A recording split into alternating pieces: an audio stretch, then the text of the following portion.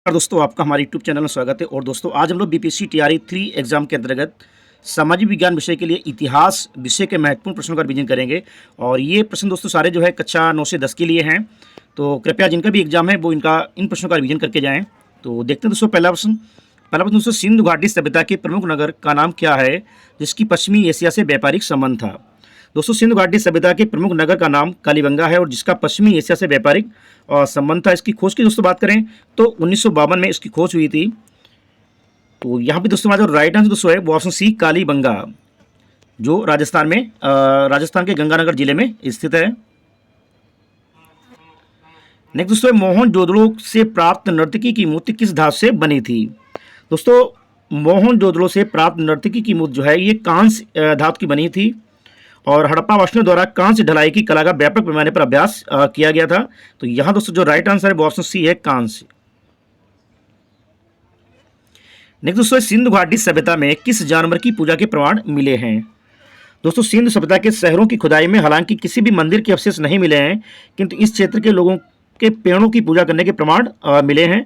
और उत्खनन के दौरान पीपल के पेड़ की शाखाओं के बीच देवता की चित्र वाली एक मोहर मिली है और इस काल में जानवरों की पूजा भी की जाती थी। तो यहाँ दोस्तों जो राइट आंसर है वो ऑप्शन ए है, कुबड़दार बेल। नेक्स्ट दोस्तों, ऋग्वेद में कितने सूक्तों का संकलन है। दोस्तों, ऋग्वेद सनातन धर्म का सबसे आरंभिक प्राचीन स्रोत है और ऋग्वेद की रचना प्रारंभिक वैदिक युग में हुई थी। इसमें 10 मंडल, 1028 सूक्त और वर्तमान में 10,462 मंत्र हैं। तो यहाँ पे दोस्तों जो हमारा राइट आंसर दोस्तों है वो ऑप्शन ई है, उपयुक्त में से कोई नहीं।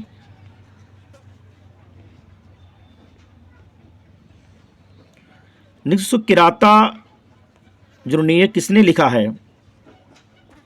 दोस्तों, किराता जुर्नियम महाकाव्य की रचना महाकवि भारवी द्वारा 7वीं शताब्दी में की गई थी और जिसे संस्कृत साहित्य की बृहत्तरी किराताजुर्नियम, शिशुपालवधम और नैषधि चरितम में स्थान प्राप्त है और ये उनकी एकमात्र रचना है और इस महाकाव्य में 18 सर्ग हैं। तो यहाँ दोस्तों हमारा जो राइट आंसर दोस्तों है वो हमारा ऑप्शन ई है, उपयुक्त में से कोई नहीं। किराताजुर्नियम की रचना जो है भारव के द्वारा की गई थी। तो ऑप्शन ई दोस्तों है, उपयुक्त में से कोई नहीं। नेक्स्ट दोस्तों, वैदिक काल में प्रयुक्त पूर्व का अर्थ क्या था। दोस्तों, पूर्व शब्द का उल्लेख ऋग्वेद में मिलता है और ये एक प्राचीन संस्कृत शब्द जिसका अर्थ होता है दुर्ग या किला। तो यहाँ राइट आंसर ऑप्शन ए है, दुर्ग। नेक्स्ट दोस्तों, ऋग्वेद में तक्षण किसे कहते हैं। दोस्तों, तक्षण या तक्षण एक संस्कृत शब्द है जिसका अर्थ है जिसके पास अपनी आजीविका के लिए बढ़ईगिरी का कौशल है और इस शब्द का प्रयोग मनुस्मृति तथा ऋग्वेद में मिलता है। तो यहाँ राइट आंसर दोस्तों है ऑप्शन ए, बढ़ई। नेक्स्ट दोस्तों है, मौर्यकालीन काकड़ी किस धातु के बने सिक्के थे। मौर्यकाल की राजकीय मुद्रा पर्ण थी जो चांदी से निर्मित थी और इस सिक्के का भार 3/4 तोले के बराबर था। मौर्यकाल अन्य सिक्के स्वर्ण सिक्के निष्ठ कहलाते थे। चांदी के सिक्के को पर्ण, रौप्य धरण, शतमान तथा तांबे के सिक्कों को मासक, भावक एवं काकड़ी कहा जाता था और करसापण सिक्के चांदी एवं तांबे को मिलाकर बनाए जाते थे। तो यहाँ राइट आंसर दोस्तों हमारा ऑप्शन ए है, तांबा। नेक्स्ट दोस्तों, विश्व का पहला गणतंत्र वैशाली में किसके द्वारा स्थापित किया गया था। दोस्तों, 6ठी शताब्दी ईसा पूर्व में वैशाली पर लिच्छवी वंश का शासन था जो नेपाल की पहाड़ियों तक फैला हुआ था और लिच्छवी वंश को एशिया में गणतांत्रिक राज्य की स्थापना का श्रेय दिया जाता है और लिच्छवी वंश के संस्थापक सुपुष्पा थे। तो यहाँ पे दोस्तों हमारा जो राइट आंसर होना चाहिए वो यहाँ पे नहीं है। तो यहाँ पे सही आंसर दोस्तों होगा, उपयुक्त में से कोई नहीं। विश्व का पहला गणतंत्र वैशाली जो है ये सुपुष्पा के द्वारा इसकी स्थापना की गई थी। तो ऑप्शन में यहाँ पे नहीं है। नेक्स्ट, कौटिल्य का अर्थशास्त्र कितने अधिकरणों में विभाजित है। दोस्तों, कौटिल्य का अर्थशास्त्र 15 भागों में और 180 उपभागों में 150 अध्यायों तथा 380 कारिकाओं में विभाजित था और इसमें लगभग 6000 श्लोक थे। तो यहाँ पे दोस्तों हमारा जो राइट आंसर होना चाहिए 15, वो यहाँ पे नहीं है। तो राइट आंसर दोस्तों है, उपयुक्त में से कोई नहीं। अगला है, इल्तुतमिश ने बिहार में अपना प्रथम सूबेदार किसे नियुक्त किया था। दोस्तों, बिहार में सैनिक अभियान आयोजित करने वाला पहला सुल्तान इल्तुतमिश था। तो यहाँ पे राइट आंसर दोस्तों हमारा वो है ऑप्शन ई, उपयुक्त में से कोई नहीं। अगला दोस्तों, बिरसा मुंडा का कार्यक्षेत्र कौन सा था? दोस्तों बिरसा मुंडा एक भारतीय आदिवासी स्वतंत्रता सेनानी और मुंडा जनजाति के लोक नायक थे। ब्रिटिश राज के दौरान 19वीं शताब्दी के अंत में बंगाल प्रेसिडेंसी में उभरे एक आदिवासी धार्मिक सहस्त्राब्दी भारतीय स्वतंत्रता आंदोलन के इतिहास में एक महत्वपूर्ण व्यक्ति बन गए। तो यहाँ हमारा राइट आंसर दोस्तों ऑप्शन बी है, रांची, झारखंड। नेक्स्ट है 1857 की क्रांति में बिहार के नेता कौन थे?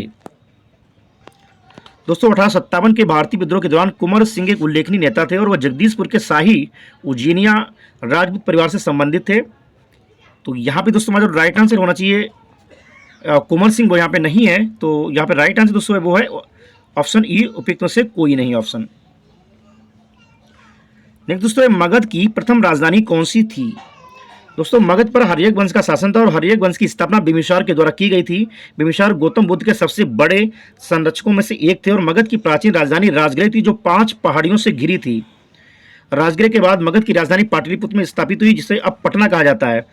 तो यहाँ दोस्तों जो राइट आंसर वो ऑप्शन सी है, गिरि ब्रज या राजगृह। अगला है, उस स्रोत का नाम बताइए जिसमें पाटलिपुत्र के प्रशासन का वर्णन उपलब्ध है। दोस्तों सेल्यूकस द्वारा रचित चंद्रगुप्त मौर्य के दरबार में भेजे गए यूनानी राजदूत मेगास्थनीज ने अपनी पुस्तक इंडिका में मौर्यकालीन प्रशासन और अर्थव्यवस्थाओं पर प्रकाश डाला है।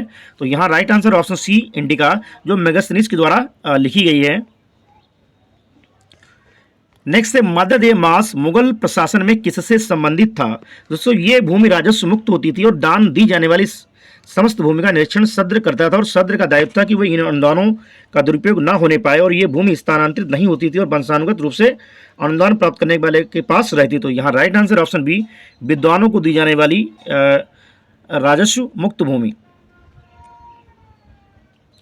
अगला है, पूना समझौते का उद्देश्य क्या था?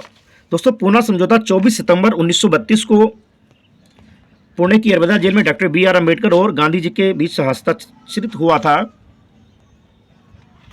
और उच्च जाति के हिंदुओं और गांधी जी की ओर से इस पर मदन मोहन मालवीय ने हस्ताक्षर किए थे और इसके द्वारा केंद्रीय विधानमंडल में दलित वर्ग को प्रतिनिधित्व देने के लिए संयुक्त निर्वाचन की प्रक्रिया तथा प्रांतीय विधानमंडल में प्रतिनिधियों को निर्वाचित करने की व्यवस्था को मान्यता दी गई थी। तो यहाँ राइट आंसर दोस्तों हमारा ऑप्शन बी है, दलित वर्ग का प्रतिनिधित्व। अगला है, जंतर मंतर का निर्माण किसके द्वारा किया गया था? दोस्तों पहली जंतर मंतर वेधशाला 1724 ईस्वी में दिल्ली में बनी थी। उसके बाद 1734 में जयपुर में जंतर मंतर का निर्माण हुआ। इसके बाद मथुरा, उज्जैन और बनारस में भी ऐसी वेधशालाएं बनाई गई।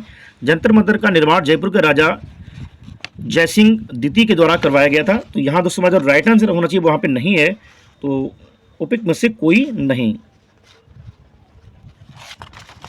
अगला है, वंदे मातरम के रचनाकार कौन थे? दोस्तों वंदे मातरम की रचना बंकिम चंद्र चटर्जी के द्वारा की गई थी और इस गीत का प्रकाशन 1882 में उनके उपन्यास आनंद मठ में हुआ था।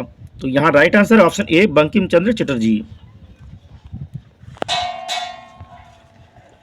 अगला है, क्रिस्टोफर कोलंबस 1492 में अमेरिका का महान खोजकर्ता किस देश द्वारा वित्त पोषित किया गया था? तो यहाँ दोस्तों हमारा राइट आंसर ऑप्शन सी है, स्पेन। कोलंबस के द्वारा नई दुनिया उत्तरी अमेरिका की खोज 1492 में की गई थी और ये स्पेन देश का निवासी था। अगला है, बोस्टन टी पार्टी इतिहास की एक महत्वपूर्ण घटना किससे संबंधित है? तो यहाँ दोस्तों हमारा राइट आंसर ऑप्शन ए है, अमेरिका का स्वतंत्रता संग्राम। दोस्तों बोस्टन टी पार्टी घटना 1773 हुई थी और इस घटना में जो है रेड इंडियन अमेरिकी सैनिकों की वेशभूषा में नाव में लदी चाय की पेटियों को समुद्र में फेंक देने की घटना को जो है बोस्टन टी पार्टी कहा जाता है, जो अमेरिका की क्रांति से संबंधित है। अगला दोस्तों, अमेरिका के इतिहास में 4 जुलाई 1776 क्यों महत्वपूर्ण है? दोस्तों 4 जुलाई 1776 को अमेरिका की ग्रेट ब्रिटेन को स्वतंत्रता की घोषणा की गई थी और इसीलिए इस दिन को अमेरिकी इतिहास में महत्वपूर्ण माना जाता है। तो यहाँ दोस्तों राइट आंसर ऑप्शन सी है, अमेरिकी स्वतंत्रता की घोषणा। अगला दोस्तों, फ्रांसीसी क्रांति के समय फ्रांस का शासक कौन था?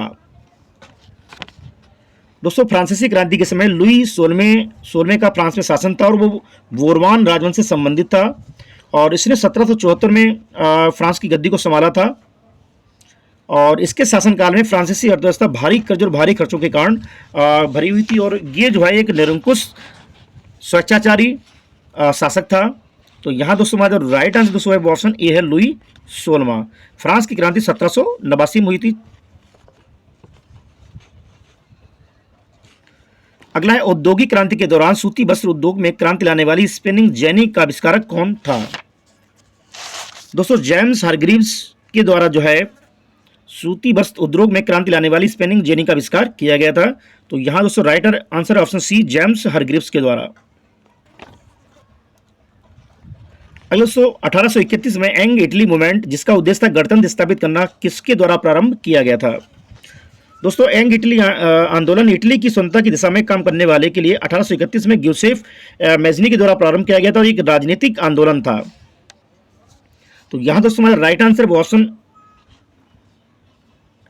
यहां पे नहीं है जोसेफ मेजनी, उपयुक्त में से कोई नहीं।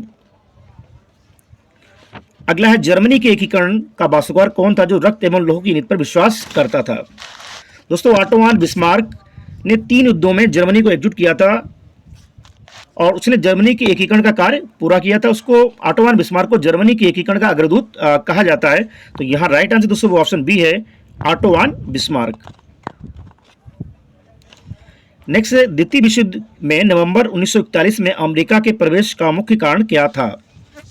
दोस्तों 7 सितंबर 1941 को पर्ल हार्बर पर जापानी हमले ने द्वितीय विश्व युद्ध के प्रशांत और यूरोपीय दोनों क्षेत्रों में अमेरिकी हस्तक्षेप पर बहस को समाप्त कर दिया था और हमले के अगले दिन कांग्रेस ने केवल एक असहमति पूर्ण वोट के साथ इंपीरियल जापान पर युद्ध की घोषणा कर दी थी। तो यहाँ पर दोस्तों जो राइट आंसर होना चाहिए वहाँ पे नहीं है, ऑप्शन ई में से कोई नहीं।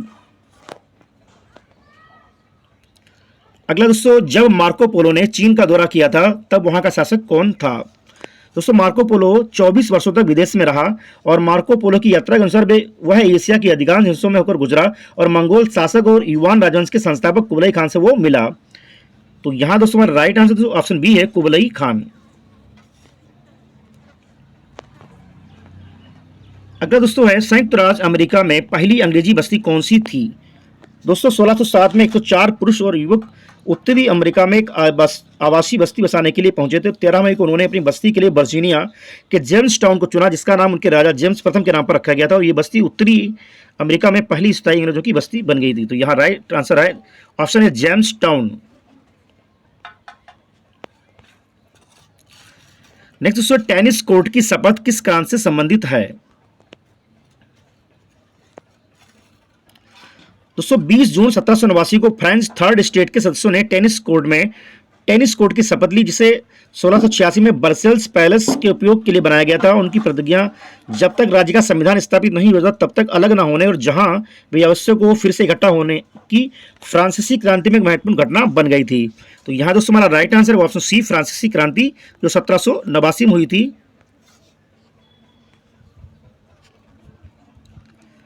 अगला है मित्र राष्ट्रों ने सेब्रेस की संधि किस देश के साथ की थी? दोस्तों सेब्रेस की संधि 10 अगस्त 1920 को प्रथम विश्व युद्ध के बाद विजयी मित्र शक्तियों और ऑटोमन तुर्की की सरकार के प्रतिनिधियों के बीच हुई थी। तो यहां दोस्तों हमारा जो राइट आंसर ऑप्शन बी है टर्की।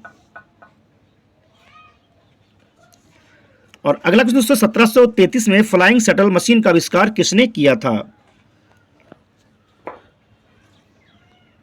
दोस्तों जॉन के एक अंग्रेजी आविष्कारक था जिसकी सबसे महत्वपूर्ण रचना फ्लाइंग शटल थी और जिसका औद्योगिक क्रांति में महत्वपूर्ण योगदान था।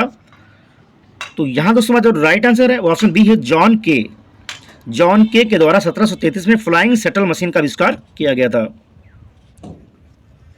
अगला है किस संधि के द्वारा 30 वर्षीय युद्ध की समाप्ति हुई थी? तो यहां दोस्तों हमारा राइट आंसर ऑप्शन बी है वेस्टफालिया की संधि। अगला है पेरिस शांति सम्मेलन में इटली का प्रतिनिधित्व किसने किया था? दोस्तों पेरिस शांति सम्मेलन 1919 और 1920 में प्रथम विश्व युद्ध की समाप्ति के बाद पराजित केंद्रीय शक्तियों के लिए शांति शर्तें निर्धारित करने के लिए विजयी मित्र राष्ट्रों की औपचारिक बैठक थी। तो दोस्तों यहाँ पे हमारा जो राइट आंसर दोस्तों ऑप्शन बी है आरलैंडो। पेरिस शांति सम्मेलन में इटली का प्रतिनिधित्व जो है आरलैंडो के द्वारा किया गया था। अगला है वैंकूवर जाने के लिए कोमागाटामारू जहाज किराए पर किसने लिया था?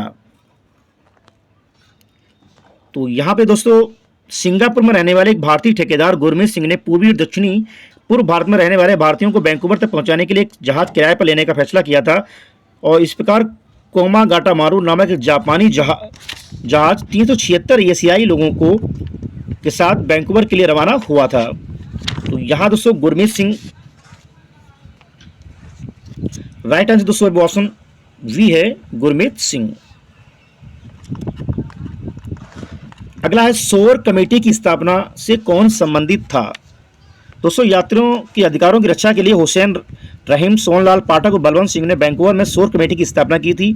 बराकतुल्लाह, भगवान सिंह, रामचंद्र और सोहन सिंह भागना ने संयुक्त राज्य अमेरिका एक शक्तिशाली अभियान चलाया था। तो यहाँ पर राइट आंसर दोस्तों ऑप्शन सी है भगवान सिंह।